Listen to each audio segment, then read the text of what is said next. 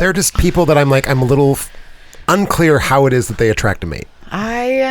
He's one of them for me. This is what I'm saying. It's unrelenting confidence. Like he just goes for it. And eventually you strike. That hubris or whatever you want to call it is so unattractive to me that it's like... See, it is to me as well. Oh, Like, it's such a turn off. yeah. Like, I like deprecating. Like, I don't think I'm that great. I like people who are too shy to ask me out, and then I'm too shy to ask them out, so we never date. It's great. Forever, yeah. It's been going very well for me for 14 years at this point. Ooh, it'll come up on the podcast because we're talking about online movies. So, yeah. I recently discovered that one of the reasons OkCupid was only throwing up like 5 hits for me is because I said I wanted only people who were not interested in having kids.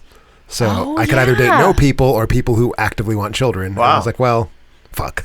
So then I got back off of OkCupid. Lots of people who don't want kids. Yeah, that's interesting. Well, tell them to go on though. OkCupid and specify, like, click that checkbox. I think maybe it's the same thing. It's the logic is that maybe everybody's checked it because they're afraid.